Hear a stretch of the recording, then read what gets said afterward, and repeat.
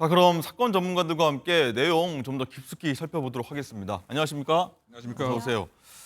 자, 이웅욱 교수님, 이 보신 것처럼 이 경찰이 압수한 물품하고 이 현금을 이 손에 대는 일이 최근 한 일주일 사이에 계속 벌어지고 있는데, 저는 사실 과거에 영화에서 좀 봤던 일인데 아직까지 이런 일이 벌어지고 있다, 이런 사실 좀 믿기지가 않는데, 경찰이 유혹을 참지 못하고 손을 대는 문제 굉장히 일부긴 하지만 경찰 불신이 생길까 좀 우려가 되는데요. 그렇죠. 이제 경찰 비행 비위를 바라보는 시각은 크게 보면 이제 두 가지로 나눠지는데요. 이건 경찰관 개인이 무엇인가 원래부터 문제가 있었던 사람이다라고 시각이 하나 있고요. 네. 또는 이 썩은 사과를 담고 있는 상자 자체가 사실 문제이기 때문에 이런 것이 빈발한다라고 하는 이제 또 다른 시각이 있는 거죠. 근데 연달아 두 명이 그러니까 그 연달아 두 번 그리고 또 지방에서도 그뿐만이 아니고 이와 같은 이제 횡령 절도 못지않게 뭐 여러 가지 형태의 그 비유가 있다고 한다면 지금 현재 상자 자체가 무엇인가 흠과 하자가 있는 것은 아닌가라고 하는 얘기를 할 수밖에 없는 것이고요. 이것은 결국 이 경찰 조직 내부에 또아리를 틀고 있는 부분 문화, 즉 바꿔 얘기하면 냉소적 태도라든가 숨겨주기라든가 조금 더 구체적으로 보게 되면 조직에 대한 뭐 동기부여라든가 이것이 사실 상실되다 보니까 네. 이 업무 환경은 사실상 그 항상 범죄와 이 비행하고 친한 환경이다 보니까 제대로 된 기준과 가치관과 윤리 의식이 없게 되면 여기에 쉽게 이렇게 물들게 되는 뭐 그런 모습으로 일단은 저는 이제 보고 있는 상황인데요. 그렇다고 봤을 때 이것에 대한 해결책은 몇몇 썩은 사과만 제거하고 나는 식이 적합한 것인지. 네. 그런데 이것은 편리한 방법이죠. 왜냐? 조직 전체에 대한 개혁과 혁신을 할 필요가 없기 때문에. 그런데 이것은 조금 지나고 나면 비슷한 행태가 또 반복 발생될 수 있는 우려가 있습니다. 네.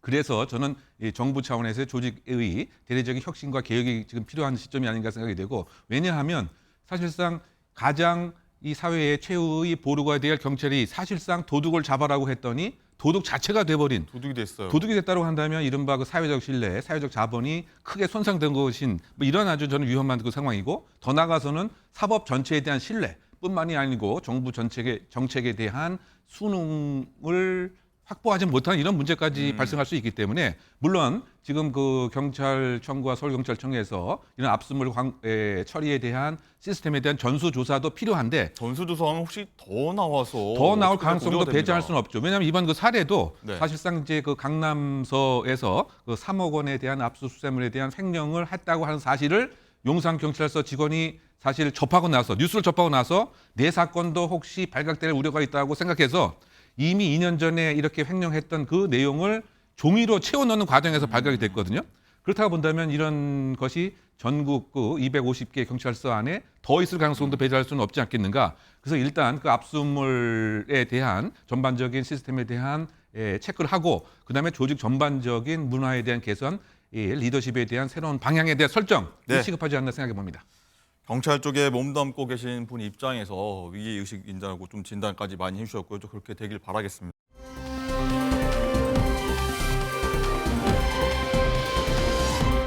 자, 다음으로는요, 이 안타까운 소식 저희가 전해드려야 될 것 같은데, 음주운전으로 인한 사망사고라 안타까우면서 또 얘기 들어보면 또 화가 나는 내용인데, 장가 기자, 이 교통사고 현장을 수습하는 이 현장에서 여성 2명이 음주운전을 한 이 트럭이 오면서 치여서 사망하는 사건이 너무 안타까운 사건이 벌어졌습니다. 그렇습니다. 이게 수요일 저녁에 일어났던 일인데요. 전남 영암군에서 있었던 일입니다. 이미 차량 2대가 접촉사고가 나서 여성 운전자 2명이 차가 얼마나 이 파손을 입었는지 한번 살펴보고 또 이를 수습하기 위해서 차에서 잠시 내렸는데 네. 이 순간 갑자기 달려오는 1톤 트럭에 여성 운전자 2명 모두 치여서 사망을 했습니다. 한밤이군요, 한밤에. 1톤 트럭 운전자는요, 경찰 조사에서 시골길이 어두워서 잘 보이지 않았다 이렇게 진술했다고 하는데요. 당시 이 목격자들의 진술도 한번 들어보시죠. 무슨 폭탄 터진 소리인 줄 알았어요. 20, 30m 날아가 버렸어요. 그래서 바로 막 119 전화하고. 중요한 술 먹고 또 한 가지는 그 주변이 좀 어둡지 않습니까? 어두우니까 못 본 거죠. 자, 교수님, 이 사고 충격이 어느 정도인지 좀 목격자 진술 통해서 좀 알 수가 있을 것 같긴 한데, 자, 얼마나 술을 마셨길래 그래도 불이 켜 있으면 사람이 있고 차가 있는지 알 텐데 이렇게 쳤다는 겁니까? 일단 그 혈중 알코올 농도는 0.12%가 훌쩍 넘는 것 같고요. 이건 이제 면허 그 취소 상태로 봐야 될 것 같고, 또 이 사람이 전에도 과거 음주운전 경력이 있었던 뭐 이런 것이죠. 상습 음주운전이다. 그렇다고 봐야 될 것 같습니다. 이제 그런 측면에서 보게 된다면 지금 그 전직 대통령 딸에서부터 유명 연예인에 이르기까지 네. 음주운전 마치 공화국이 아니라고 하는 이런 비판적 시각을 가질 수밖에 없는 거죠. 이게 우리가 지금 프레스 라이브를 하면서도 이 음주운전에 대한 폐해와 문제점을 계속 지금 지적하고, 맞습니다. 네, 또 어떻게 본다면 음주운전이 살인과 같다라고 하는 뭐 캠페인적 성격도 있는데 네. 이것이 제대로 현재 작동하고 있지 않다라고 하는 이런 점이 이제 아쉬운데, 일단은 이 모범을 보여야 할 이러한 공적 인물들에 대한 새로운 좀 음주운전에 대한 시각도 좀 변해야 될 필요가 있을 것 같고요. 뿐만이 아니고 음주운전 단속에 관한 그런 방법도 지금처럼 수동적으로 하기보다는 선진국 미국 같은 경우는 아예 공격적인 음주운전 단속을 하는 거죠. 먹자 골목 주변에 잠복해 있다가 차를 타게 되면 사실상 바로 단속을 하게 된. 그래서 이것은 결국 사회적 합의가 있어야 또 가능한 그 얘기이기 때문에, 그런데 어떤 제가 강조하는 것은 음주운전이 너무 지금 심각한 그 상황이다. 네. 그래서 그 점에서 대대적인 단속 방법에 대한 개혁도 있어야 될 것 같고, 네. 어쨌든 이번 사건도 그 단순한 추돌 사고의 수습 과정에서 결국은 뭐 2차 피해가 난 것인데, 결국 이 지역에서 계속 상습적으로 음주운전을 했던 사람에 의해서 무고한 지금 2명의 이 여성이 지금 결국 사망하게 되는 이런 것이기 때문에, 이것은 결국은 좀 더 정부와 관련 기관이 집중적인 좀 새로운 음주운전에 대한 정책을 내놓아야 되지 않는가 생각해 봅니다. 네. 자, 음주운전 때문에 어쨌든 이 사랑하는 사람을 잃은 이 가족들은 심정은 어떨까요? 이 남은 유가족 목소리 짧게 듣고 오겠습니다. 그 전날까지 거금을 보내주시라고 전화를 하니까 안 믿었죠. 지금도 안 믿죠. 자, 양진 변호사님, 어쨌든 이 얘기 들어보니까 상습 운전, 음주운전 가능성이 있다고 했는데, 자, 애초부터 이런 사람은 운전대 못 잡도록 하는 게 어떨까, 이런 얘기가 나올 수밖에 없을 것 같아요. 그렇습니다. 그만큼 엄중한 처벌을 요구를 할 수밖에 없는 그런 상황입니다. 지금 본인이 만취 상태로 운전대를 잡고 운전을 하다가 사람 2명이나 사망하게 한 그런 사건입니다. 네. 다들 관련된 사건에서 많이 들어보셨을 위험운전 치사상 혐의를 적용할 수 있을 것 같고요. 실무적으로 만약에 이제 이런 혈중 알코올 농도의 수치가 0.1을 넘어가는, 그러니까 이제 뭐 취소 수준이다, 만취 수준이다라고 이야기할 수 있는 그런 기준을 벗어났다라고 한다면 일반적으로 특가법상의 위험운전 치사죄를 적용을 할 수 있겠고요. 그리고 더불어서 이제 면허 취소라든지 면허 이제 음주운전에 대한 처벌을 받는 것은 당연한 것입니다. 관련 전과도 과거에 있다라고 이야기를 하는데, 만약에 이러한 전과가 있는지 사실 3년 이내라고 한다면 네. 유범으로 또 가중처벌도 받거든요. 굉장히 중형 선고가 예상되는 그런 상황입니다. 네, 저 보십시오. 트럭 보니까 얼마나 세게 붙였으면 트럭이 다 앞부분이 부딪히고 유리창이 다 박살이 났습니다. 자, 돌아가신 분 상가 고인의 명복을 빌겠고.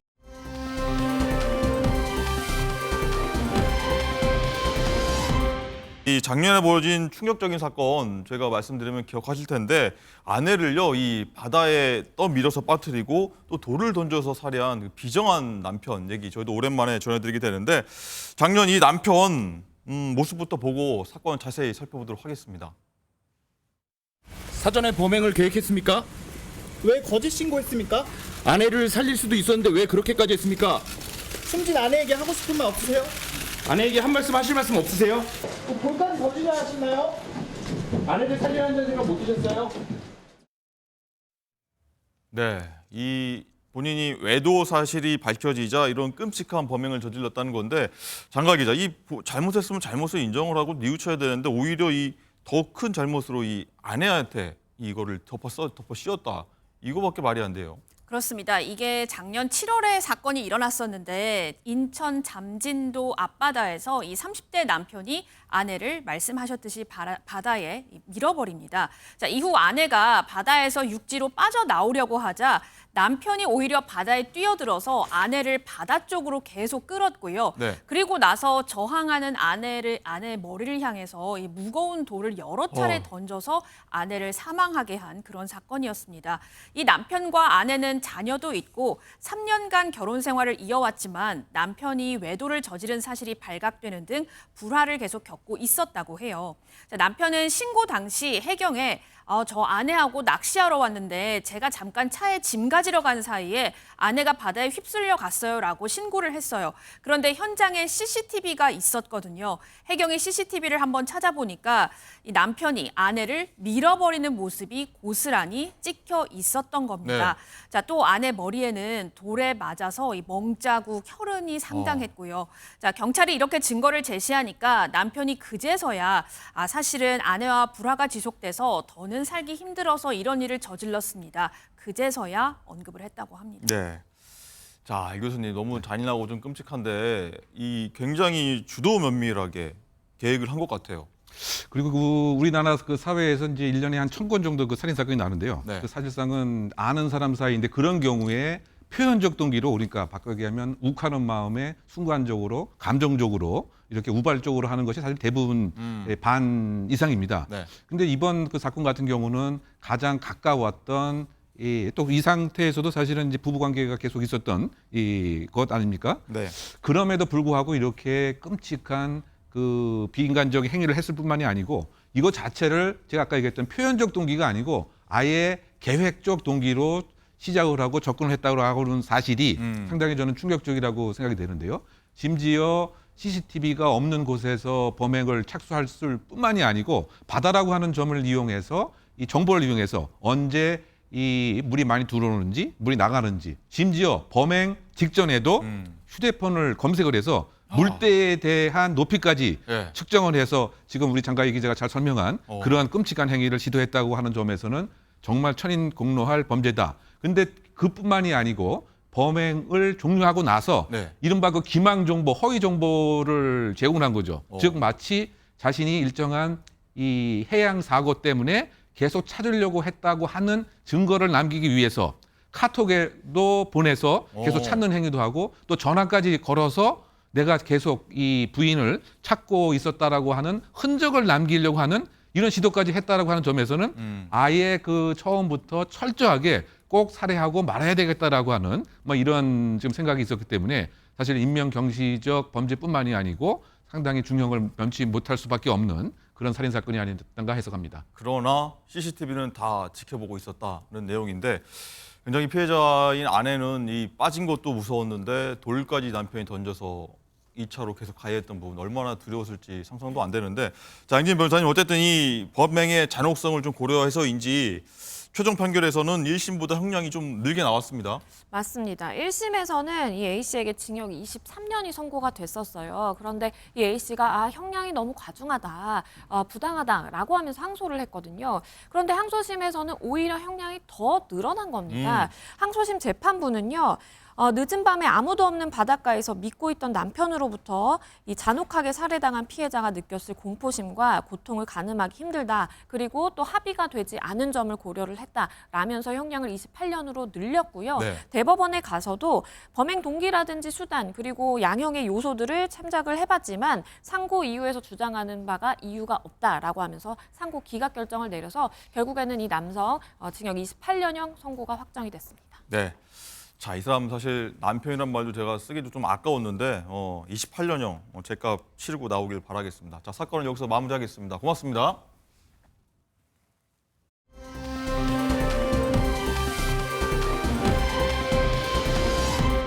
자, 그럼 지금부터는 정치의 맥락과 그 이면을 짚어주실 전문가분들과 함께하도록 하겠습니다. 어서 오십시오. 안녕하세요. 안녕하세요. 자, 보신 대로 이 4년 만에 최종 수사 결론이 나왔고요. 저희 검찰이 불기소 이 처분에 대해서 무려 4시간이나 직접적으로 설명을 했습니다. 자, 어제 있었던 검찰 브리핑 주요 내용 마저 들어보도록 하겠습니다. 피의자가 주범들과 시세조정을 공모하였다거나 그들의 시세조정 범행을 인식 또는 예견하면서 계좌 관리를 위탁하거나 직접 주식 거래를 하였다고 보기 어려워 금일 피의자에 대해 혐의 없음 결정을 하였습니다.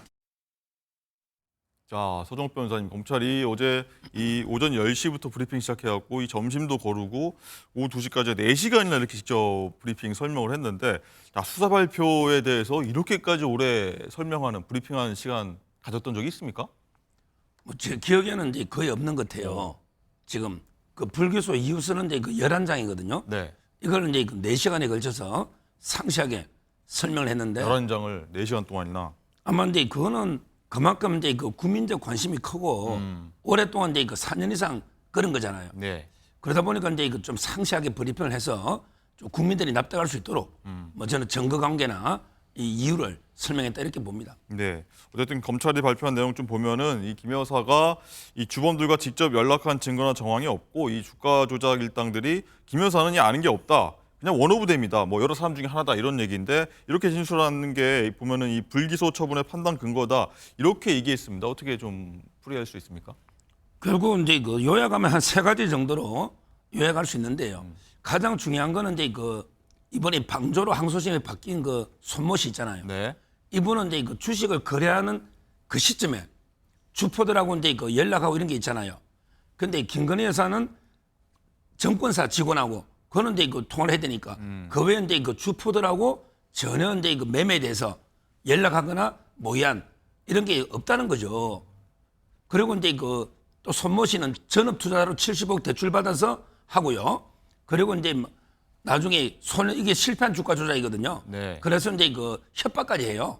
근데 뭐 김건희 여사는 그냥 일반 투자자로 1인 매매 이러기 때문에 전혀 이게 다르다. 이걸 설명하고 있는 겁니다. 네. 어쨌든 이렇게 좀 불기소 처분이 내려지긴 했지만 그럼에도 과연 맞는 건가 이런 얘기들이 많이 나오고 있고 의문점들도 있습니다. 좀 보면은 김 여사가 이 권오수 전 도이치모터스 회장이 연락을 받고 이 주문을 낸 것으로 추정되는 정황도 있다는 점에서 과연 이 처분이 적절하냐? 좀 당분간 이어질 것 같다, 이 논란이 이어질 것 같다는 뭐 전망은 계속 나오고 있습니다. 강성필 대변인님. 그러니까 2010년 11월 1일에 주가 조작의 주포인 김 씨가 이 공범인 민 씨라는 사람한테 3,300에 8만 주 매도하라고 이렇게 연락을 합니다. 그러니까 그 후 7초 후에 김건희 여사가 8만 개를 매도를 합니다. 그리고 나서 나중에 그 다른 공범들이 또 그걸 매수를 합니다. 그러니까 어떻게 우연의 일치로 이 7초 후에 이게 이루어졌냐는 거예요. 뭐 7시간도 아니고 7일도 아니고 7초라는 거예요. 그런데 사실 이런 정황 말고도 이 간접 정황들이 너무 많아요. 그러면 직접 증거를 못 찾았다고 하더라도 이 정도의 간접 증거만 하더라도 충분히 기소를 할 수가 있는데 검찰이 기소를 안 했다는 거죠. 근데 검찰의 주장은 직접 증거가 없다는 건데 아니 김건희 여사의 휴대폰도 압수를 하지 않았으니까 직접 증거를 찾기가 어려웠다는 것이 많은 국민들의 생각이고 야당의 주장인 거거든요. 그리고 이 기소라는 것이요.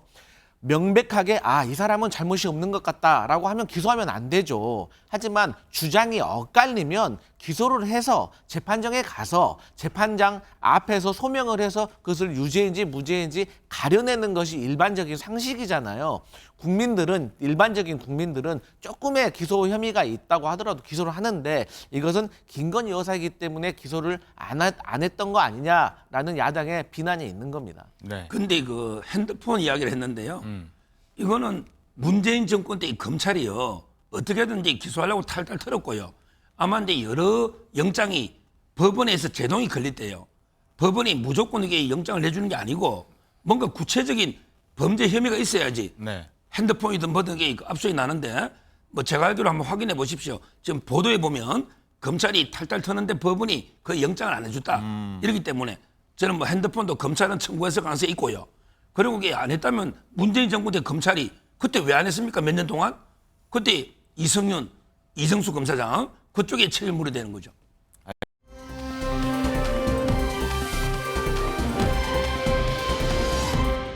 자, 그리고 요즘 대통령실과 김 여사에게 좀 각을 세우고 있는 국민의힘 한동훈 대표의 반응, 어떤 반응을 보였을지 굉장히 좀 궁금한 대목이긴 한데 이렇게 얘기를 했습니다. 듣고 오시죠.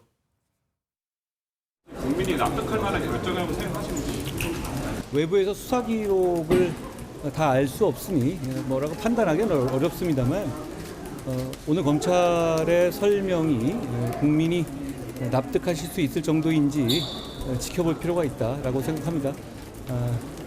무엇보다 중요한 것은 아침에 제가 오전에 말씀드린 것처럼 국민의 우려를 불식시켜 드릴 수 있는 조치를 신속하게 해야 한다라는 말씀을 제가 다시 한번 드립니다.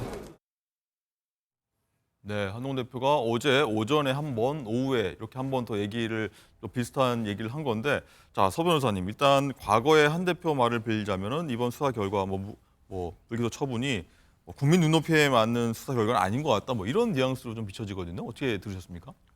근데 그 수사라는 게요, 여론으로 이게 수사하는 게 아닙니다. 국민의 99.9%가 저 사람에게 범죄자라고 해도요, 증거가 없고 이러면 이게 그 처벌을 못 하는 거예요. 수사는 법과 원칙, 그다음에 그 증거하고 팩트를 가지고 보지, 여론을 보거나 또는 이제 국민의 눈높이, 국민의 납득, 이게 아니란 말이에요. 저는 우리 국민들 중에 얼마나 이게 다 결정문이나 판결문을 다 볼 수는 없잖아요. 좀 생업에 바쁜데. 그래서 저는 검사나 전문 이제 법조인들이 레드팀까지 가동해가지고 이제 그 철저하게 수사를 한 거고요. 어제 그 발표문에 보면 공범자들끼리 주고받은 문자들이 많이 공개돼 있거든요. 네. 거기에 보면 이제 그 김건희 여사는 아예 무관하고 피해자고 이런 쭉 문자들 있죠. 이런 게 많이 나옵니다. 그 내용을. 따라서 저는 증거하고 팩트를 가지고 해야지 지금 이제 그 국민의 눈높이나 국민의 여론에 따라 수사할 수는 없다 이래 봅니다. 네. 자, 강전필 대변인님, 네. 민주당에서는 이번 결과 두고서 당연히 반발할 수밖에 없겠죠. 특검법까지 발의하고 이런 상황인데, 어쨌든 검찰은 이런 얘기까지 합니다. 김건희의 개다. 심우정 검찰총장 그리고 이창수 서울중앙지검장 탄핵하겠다. 이렇게까지 엄청 수위 높은 발언까지 하고 나섰어요. 그러니까 우리 서 변호사님께서는 국민의 여론만 가지고 기소하면 안 된다. 증거를 가지고 해야 된다. 맞는 말씀이십니다. 하지만 저희가 생각하기에는 너무나도 많은 정황과 증거들이 도처에 있기 때문에 이것을 왜 검찰이 외면하자는 거예요. 그러니까 검찰이 어제 김건희 여사가 전문가가 아니다. 전문 지식이 없다. 이런 말도 했잖아요. 그러면 선 씨는 전문가입니까? 이분도 사업하는 사람이에요. 그런데 이분은요, 오히려 전문가라고 검찰이 판단을 했는데 1억을 손해봤고요. 김건희 여사는 전문가가 아니라고 했는데 어쨌든 그 장모와해서 23억을 벌었잖아요. 그리고 최종 수혜자인 거예요. 왜냐? 이 도이치모터스의 주가 조작을 하셨던 분들은 결국 유죄를 받았잖아요. 그런데 김건희 여사께서는 무혐의, 불기소가 돼버린 상태에서 돈까지 벌었잖아요. 이게 국민들이 봤을 때 납득이 가겠습니까?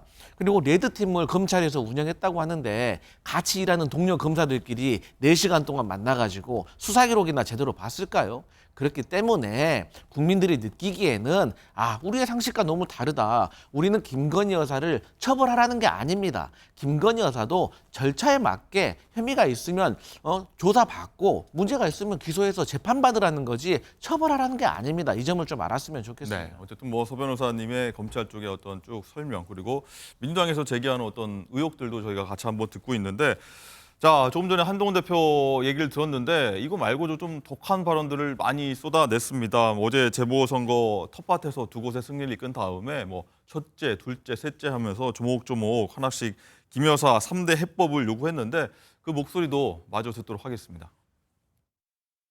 김건희 여사 관련 일들로 모든 정치 이슈가 덮이는 것이 반복되면서 우리 정부의 개혁 추진들이 국민의 호응을 얻지 못하고 있습니다. 첫째, 김 여사 관련 대통령실 인적 쇄신 반드시 그리고 시급하게 필요합니다. 둘째, 김 여사가 대선 당시 약속한 대로 대화활동 중단해야 합니다.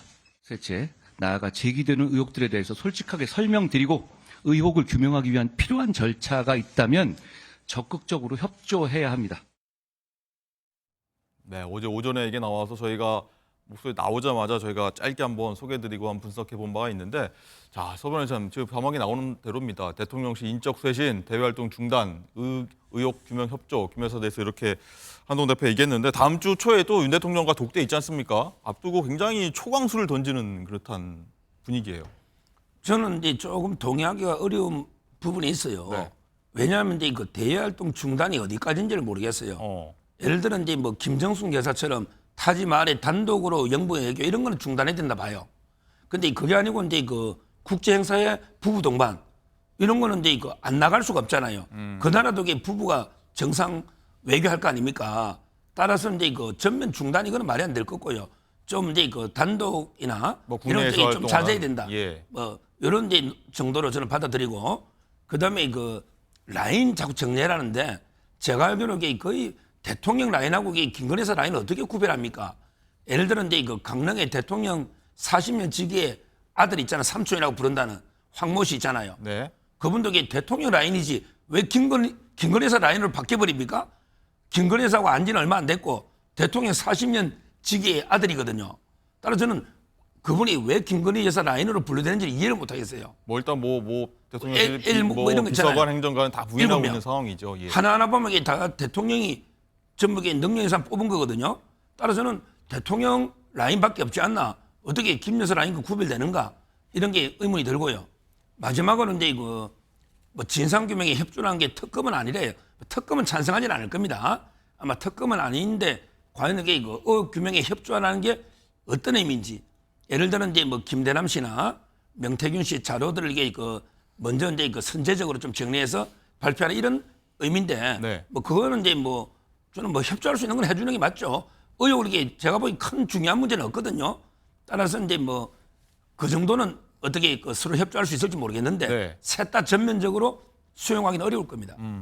어쨌든 대통령실이 이 한동훈 대표의 점점점 강해지는 발언을 어떻게 받아들일지가 가장 관심사인데 일단 선거 관련해서만 대통령실이 부족한 부분은 국민의 뜻에 받아들여 바꾸겠다 이런 입장을 냈는데 자 강선필 대변인님 일단은 한쪽에서는 또 이런 얘기도 나옵니다. 이 선거가 끝나자마자 한 대표가 바로 너무 싸움을 걸어온다 이러면서 불쾌감을 좀 내비치는 그런 뭐 워딩들도 나오고 있거든요. 대통령실은 어떻게 좀 바라보고 있을까요? 그러니까 그동안 대통령실이 한동훈 대표한테 어떻게 돼 있느냐도 한번 생각을 해보셔야죠.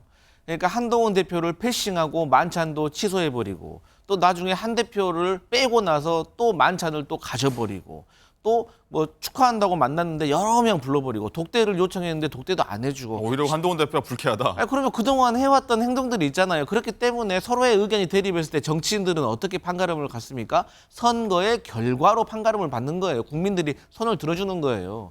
그런데 지금 대통령실이 한동훈 대표가 세 가지를 말했는데 그러니까 검찰의 그 김건희 여사 무혐의와 관련된 거 그리고 한 대표가 말했던 여사에 대한 자제 이런 거에 대해서는 입장을 내지 않고 오직 재보궐 결과에 대해서만 입장을 냈기 때문에 한동훈 대표로서는 당연히 강하게 주장할 수밖에 없고 제가 일제도 말씀드렸지만 한동훈 대표와 윤석열 대통령께서는 언론을 통해서 이미 독대를 하고 계십니다. 그러니까 한동훈 대표는 계속해서 요구사항을 말하잖아요. 그러니까 이제 독대를 이르게 되면 그때 윤석열 대통령께서 답을 가지고 나오시라 이런 압박인 거거든요. 그래서 근데 이제 그러니까 한간에 지금 한동훈 대표가 재보궐선거 특히 부산 금정에서 승리한 걸 두고 너무 어깨에 힘주지 말아라 이런 입장인 것 같아요. 그런 이유가 뭐냐면 제가 개인적인 생각으로 부산 금정에서 국민의힘이 근소하게 이겼어야 됐었어요. 그래야지 부정 여론이 이렇게 많은데 한동훈 때문에 이겼다라는 말이 나오는데 이걸 국민의힘이 압도적으로 이겨버리니까 부산 금정은 원래 우리 텃밭이었어. 원래 이길 수 있는 게임인데 뭘 그거 이겼다고 자랑하는 거냐. 이런 뉘앙스가 나온 거고 이래서 친한과 친윤계가 대립하는 모양새가 되는 거거든요. 그래서 그렇지만 저희 야당이 보기에는 어쨌든 지금 한동훈 대표가 조금 더 민심에 가까운 얘기를 하고 있으니까 대통령실에서는 이걸 좀 받아들이는 모양새를 취하는 게 좋지 않을까 그래 보입니다. 네, 소범 의사님, 강선필 대변인 얘기한 것처럼 대통령실이 일단은 직접적으로 나설 수는 없는 사안이고요. 보면 친윤계가 굉장히 반발하고 있는데 어떻게 보십니까 이 상황은? 뭐 지금 이제 뭐 3대 요구인데 저는 대화로서 적절하게 그 타협의 여지가 있다고 보거든요. 아마 이제 그 독대는 이번에 상당히 그 결과가 저는 나올 걸로 봐요. 그럼 뭐 강선필 대변인 얘기한 것처럼 한동훈 대표가 어떤 지금 말하는 것들을 대통령이 일단은 다 수용하는 형식으로 다 가겠다? 수용은 아니지만 이제 그 허심탄회하게 대화를 어떤 통해서 부분은 받아들이고 어떤 부분은 안 될 거라고 아까도 생각하십니까? 말했지만 이게 그 요구 사항이 대외 활동을 전면 중단인데 이제 그 자제하고 좀 틀리잖아요. 뭐 조건부 정도 그러니까 이게 어느 범위 내에서는 이제 그 하는 거고요. 또 어느 범위 내에 좀 자제도 필요한 거고 그 중간에 타협이 저는 가능하고요. 그다음에 그 진실규명 협조하는 거 있죠. 이것도 이제 아까처럼 뭐 협조할 수 있는 부분이 있으면 자료 협조해 주는 게 미리 선제적 대응을 위해서 필요하기 때문에 서로 이게 조금씩 양보하고요. 지금 어차피 이게 그 두 분 다 운명 공동체입니다. 두 분이 같이 가야 되는 거예요. 그래서 저는 뭐 크게 그 걱정 안 하고 오히려 이제 좋은 성과가 있을 걸로 기대합니다. 그렇군요. 자, 지금 조금 전에 나갔던 홍준표 시장의 반응도 한동훈 대표의 어떤 발언들에서 홍준표 시장이 나눴는데 이 화면입니다. 자, 강성필 대변인. 네. 이 차별화는 임기 말에나 해야 된다. 지금 와서는 뭐 서 변호사님 말씀하셨지만 공동 운명체인데 지금 너무 시기상조라서 갈등만 좀 분열만 조장하는 거 아니냐 이런 얘기를 하고 있거든요. 어떻게 바라봐야 됩니까? 얘기를? 그러니까 통상의 정치 문법이라면 홍준표 대구시장이 말하는 게 맞습니다. 임기를 한 1년 정도 남겨놓고 차별화에 들어가야 되는데 지금 현재 상황이 지금 차별화하지 않으면 그때 가서는 망합니다. 지금 그런 위기의식을 보수층에서 느끼고 있는 거예요. 그래서 한동훈 대표로서는 그야말로 살기 위해서 하는 겁니다. 그러니까 지금 인적 쇄신 얘기했는데 뭐 여당 측에서는 대통령 라인밖에 없다. 40년 지기의 아들, 뭐 베스트 오브 베스트다 이런 말씀 하시는데 저 같으면은요 사실 40년 지기의 아들이든 50년 지기의 아들이든 친구의 아들은 오해 사기 싫어가지고 아무리 능력이 출중하다고 하더라도 저는 안 받겠습니다. 아니 대한민국의 대통령실에 들어갈 인재가 그렇게 없습니까? 그리고 두 번째로 활동을 자제하는데 사실 저희 야당이 느끼기에는 제2부속실 아무 의미 없습니다. 뭐 이 부속실을 차린다고 해서 뭐 그동안에 과거에 있었던 김건희 여사와 관련된 의혹들이 다 없어지는 거 아니잖아요. 설치 공사 중이라고 하죠? 그럼요. 그래서 저는 최소한도로 성의 있다면 특별감찰관을 야당 추천으로 받는 그런 모양새라도 일단 취하고 저희는 어쨌든 늦었지만 특검이라도 저는 한동훈 대표가 저는 동의해야 된다 이렇게 느껴집니다. 네. 자, 서 변호사님 이 사안 마지막으로요. 이 한동훈 대표가 독대 앞두고 이 거의 전면전을 선포했다. 뭐 이런 분석까지 일각에서는 하고 있는데 앞으로 더 독대하기 전까지 더 많은 의제들을 관련해서 더 많은 발언들을 쏟아낼 거라고 예상하십니까? 아니면 여기서 멈춰야 된다고 보십니까? 아마 근데 이거 지금도 상당히 요구할 건 다 했잖아요. 뭐 지금도 저는 약간 이게 좀 과한 면이 있고 또 미리 이렇게 독대 앞두고 이렇게 공개적으로 하는 게 적절한가 이런 데 의문이 있어요. 독대는 아마 다음 주에 21, 2일 이렇게 되면 이제 뭐 며칠 안 남았잖아요. 네. 따라서 저는 이 정도 선에 이제 충분히 한동훈 대표도 요구할 거나 존재감은 이제 이거 드러냈으니 이제 그 다음 주에 독대하면서 이게 이거 하나하나 타협하고 조율하면 되지 않을까 이래 봅니다. 네, 알겠습니다.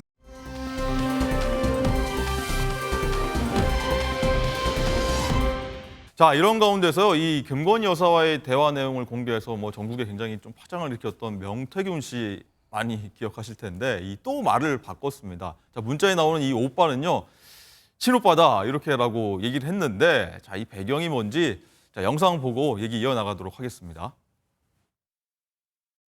바깥에 묶어놓은 개가 방 안에 애완견이 어떻게 사는지 알아요? 명태균이는 곧 철창 속에 들어갈 개죠. 옛날 주인 물었으면 지금 주인도 문해. 지가 건들 게 있고 건들지 말아야 될 게 있는 거 아니에요? 그 많은 사람들의 노력으로 그 정권이 재창출됐는데 제가 다 한 것처럼 이렇게 표현이 돼서 제가 좀 너무 죄송하고 마음이 편치 않고요. 지금 용산에 있는 사람들은 제가 왜 그러느냐. 대통령 잘 못 모시고 계시지 않습니까? 또 하나 그분들보다는 대선에 더 일을 많이 했습니다.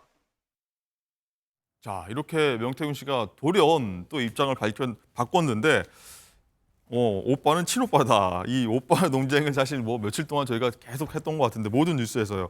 덧붙여서 이번 가짜 뉴스에 김 여사가 얼마나 곤혹스럽겠나 이렇게 명태균 씨가 얘기를 했는데 자, 이 서정욱 변호사님. 일단은 뭐 대통령실이든 뭐 김 여사한테도 흠집을 낸 대로 낸 것 같은데 갑자기 김 여사가 얼마나 곤혹스럽겠다 이렇게 얘기를 했습니다. 이거 왜 배경이 뭘까요? 지금 이제 오락가락 하는데 아마 제가 알기로는 이거 오빠는 친오빠는 맞고요. 그 박지원 국정원장 그 정보는 많다 하잖아요. 네. 그분도 친오빠가 맞대 자기가 취재해 보니까 네. 박지원 원장도 그건 왜 그러냐면 이제 그 친오빠가 아마 명태균 씨하고 상당히 갈등이 있었던 것 같아요. 좀 이게 그때부터 알아본 거죠. 약간 이게 허풍적인 과장으로. 네. 그러니까 안 좋은 이야기를 하니까. 근데 김건희 여사 입장에서는 선거 앞두고 한 사람을 잡아야 되잖아요. 특히 여론조사 업체 사장이니까 좀 달래는 과정에 달래면서 이게 조금 이제 그 과잉 존중을 해주는 그게 이제 부적절한 표현이 된 거고요. 또 이제 이러니까 이게 야당에서는 친오빠면 또 문제다. 더 문제다. 이게 왜 문제죠? 아니 자기 그 여동생 특히 뭐 매제든 매형이든 선거운동에 돕는 게 이게 뭐가 문제가 되죠? 농단이다 이렇게 민주당이 주장하고 있습니다. 선거운동할 때 그러면 이제 그 이재명 대표는 뭐 부인이나 처남이 선거에 좀 도와주면 안 됩니까? 그렇습니까? 가족들에게 선거운동 돕지도 못합니까? 저는 도저히 납득이 안 돼요. 예를 들어 이제 대통령이 되고 나서 뭐 국정의 농단에서 뭐 입고이나 인사 개입하면 그건 문제되지만 그리고 선거 과정에 충분히 뭐 관심을 도와줄 수 있는 거잖아요. 따라서는 뭐 아무런 게 문제가 없고요. 지금은 이제 그 명태균 씨 문제는 곧 아마 이슈가 사그러들지 않을까 이렇게 생각이 돼요. 아마 이제 그 창원저금의 본인의 정치자금이나 본인 수사는 철저하게 해야 되고요. 네. 그다음에 그 김건희 여사나 뭐 윤 대통령 관련한 거는 이제 이슈가 거의 없는 것 같아요. 저는 뭐 곧 아마 뉴스 속에 사라지지 않을까 이렇게 예상됩니다. 뭐 저희 다른 패널 같은 경우는 이제 시작이라는 말도 나와서 한번 지켜보도록 하겠고요. 강성필 대변인께 또 같은 질문 드리겠습니다. 명태균 씨가 이 오빠가 뭐 윤 대통령이었다가 또 친오빠다 또 말을 계속 바꾸고 있는데 이 배경은 뭡니까? 일단 그 오빠 문제부터 알려드리면요. 네. 일단 제 주변을 보잖아요. 뭐 사석에서 얘기를 해보면 믿고 싶다라는 사람은 있지만 믿는다는 사람은 없습니다. 하지만 저도 정말로 그 오빠가 친오빠이길 정말 바랍니다. 아무리 저희와 다른 정당에서 배출된 대통령이지만 네. 그래도 우리의 대통령인데 우리의 대통령이 철없고 무식하다면 너무 참담하지 않겠습니까? 그리고 저는 그 명태균 씨가 개인적으로 윤석열 부부에 대해서 저는 처음부터 한 달 전부터 구조 신호를 보내고 있다고 생각합니다. 다른 사람들은 협박이라고 느끼고 있지만 저는 왜 구조 신호라고 느꼈냐면 이 명태균 씨가 자리를 탐냈던 사람은 아니었던 것 같습니다. 그러면 자리를 탐내지 않으면 보통 이권에 개입을 하는 거 아니겠습니까? 네. 그러니까 지금 김영선 전 의원과의 수상한 동거래라든지 여러 가지 국가 정책이라든지 또 다른 이권 개입에 대한 언론의 보도들이 나오고 있거든요. 그래서 여기에 대해서 저는 구조 신호를 보내고 있는데 SOS다. 대통령 부부와 명태균 씨와의 관계를 잘 알지도 못하는 주변인들이 허풍쟁이다, 사기꾼이다니까 얼마나 화가 났고 가소로웠겠습니까? 화가 났다. 네, 그래서 제가 봤을 때는 그런 증거들을 폭로했던 것이고 이러한 것들이 이러다 자칫 정말로 우파가 붕괴될 수도 있겠구나 하는 전체적인 위기감이 있으면서 저는 물밑에서 어떤 협의가 좀 이루어지고 있는 것이 아닌가. 그래서 저는 명태균 씨가 제 입장을 오락가락하는 태도를 보였다는 것 자체가 여지를 열어놨었고 그런 협의가 되고 있기 때문에 이제는 추가 폭로를 하지 않을 것 같다. 하지만 이분이 너무나도 많은 언론과 많은 얘기를 해놨기 때문에 네. 저는 추가 보도에 의해서 저는 또 사법당국의 또 수사가 필요하지 않을까 그래 보입니다. 그렇군요. 자, 그뿐만 아니라 이 명태균 씨와 가장 날선 공개 설전을 벌였던 김재원 국민의힘 최고위원 있지 않습니까? 조금 전에 화면에서 한번 나오긴 했었는데 갑자기 명태균 씨에 대한 비판 수위를 갑자기 낮췄습니다. 또 이 배경은 뭔지 한번 얘기 듣고 이어가겠습니다. 뭔가는 좀 참고 있는 게 좋겠다라는 네. 주변에 이야기가 많이 있어요. 지금 이 상황은 뭔가 폭로하겠다 이렇게 이야기하고 있으니 그런 상황에서는 좀 자극하지 말고 자제하는 것이 맞다고 생각한다. 네, 불과 며칠 전까지 이렇게 얘기했습니다. 김재원 최고가 헛소리라면 사기꾼, 허풍쟁이 이렇게 얘기했는데 명태균 씨는 또 저렇게 얘기했습니다. 김재원 때문에 다 까라며 라고 했는데 갑자기 대응하지 않겠다라고 얘기를 했습니다. 이 서정욱 변호사님, 이 제3자 피해를 막기 위해서 이렇게 이제 더 이상 얘기 안 하겠다고 김재원 최고가 얘기를 했는데 갑자기 또 말을 아끼는 이유 뭐라고 보십니까? 뭐 조금 전에 말한 것처럼 이게 뭐 결정적으로 이게 중요한 건 없는데 네. 괜히 뭐 아무것도 아닌데 뭐 오빠가 친오빠니 뭐 아니면 대통령이 이런 쓸데없는 이런 이제 자꾸 가식거리를 만들어주잖아요. 그러면 이게 쓸데없는 별로 중요하지도 않으면서 이게 계속 회자되면 뭐 별로 좋을 건 없죠. 그냥 무시해버리면요. 어차피 이게 이슈가 사그러든다니까요. 곧 아마 태풍이 소멸되듯이. 그러니까 이제 김재원 의원도 제처럼 자꾸 이게 일일이 명태균 씨 상대해가지고 막 이게 공개하고 반박하면 계속 이슈가 되잖아요. 네. 그러니까 아예 차라리 그냥 무시해버리자. 그러면 이제 뭐 언론의 관심이나 이게 다 사라지지 않을까. 이런 의도로 차지하는 걸로 보입니다. 자, 강성필 대변인, 오히려 김재원 최고가 대응하면 대응할수록 명태균 씨가 어디로 사실 튈지 모르고 얼마나 더 많은 폭로를 할지 모르니 2,000장이나 더 사진을 더 갖고 있다고 하니 사실 여기서 더 이상 얘기를 언급 안 하는 게 여기서 끝내는 게 좋을 것 같다 이런 의도인가요? 뭔가? 맞습니다. 일단 전략상으로 보더라도 명태균 씨가 상당히 우위에 있어요. 왜냐하면 명태균 씨가 뭘 가지고 있는지 김재원 최고는 아무것도 모르잖아요. 여당의 인사들, 대통령실의 인사들은 지금 명태균 씨가 뭘 가지고 있는지 전혀 몰라요. 그러니까 싸워보면 100점100패일 가능성이 높아요. 그럼 대통령실이나 당에서 그만하자라고 좀 속삭였다 이렇게도 볼 수 사실 있나요? 윤석열 대통령 부부께서도 명태균 씨와 과거에 무슨 일이 있었는지 사실 기억을 잘 못할 겁니다. 그러니까 어떤 공격이 들어올지 모르니까 상당히 불리한 상황이고 우리가 이제 정치 어떤 도서를 보면 코끼리를 생각하지 마 있잖아요. 지금 대한민국은 오빠를 생각하지 마인 거예요. 그러니까 명태균 씨가 이게 남겨놓은 이 오빠 논란 때문에 온 세상에 지금 본질을 떠나서 오빠 논란인 거잖아요. 네. 마찬가지로 명태균 씨가 또 다른 카톡을 폭로하면은 거기에 대해서 계속 이슈가 빨려 들어가기 때문에 대통령실로서는 속수무책일 것 같습니다. 그리고 어쨌든 홍준표 대구시장 같은 경우도 명태균 씨하고 한번 싸웠는데 바로 대선 때 여론조사와 관련해 가지고 홍준표 대구시장 측의 인사가 자비로 명태균 씨에게 뭐 여론조사를 의뢰했다는 말이 있잖아요. 네.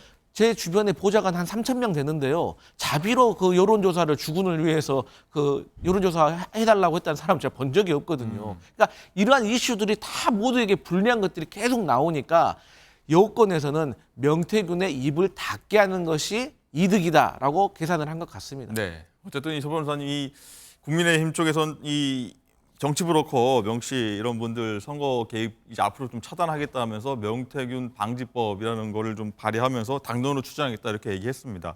자, 국민적 의혹 해소하겠다는 건데 뭐 적절한 뭐 행위라고 보십니까? 지금 명태균 방지법 아니라 지금 이제 이거 여러 데 여론조사 저는 전수조사가 필요하다. 이런 데 입장입니다. 이참에 예, 명태균 씨도 이제 뭐 여론조작한 게 있으면 처벌돼야 되고요. 근데 이번에 그 국민의힘에 제기하는 거는 김어준 여론조사 꽃 있죠. 거기도 이제 이거 부산에서 김경진 민주당 후보가 한 3% 높게 나왔잖아요. 예, 이것도 지금 문제를 삼고 있고요. 저는 여야를 막론하고 모든 여론조사를 다 이게 전수조사해야 된다고 봅니다. 알겠습니다. 자, 뭐 명태균 씨가 언제 끝나는 건지 뭐 무엇을 위해서 이랬는지 좀 답답하기만 한데 자, 오늘은 여기서 마치겠고요. 저희는 다음 주에는 자, 보다 희망찬 뉴스가 많길 바라면서 오늘 문을 닫도록 하겠습니다.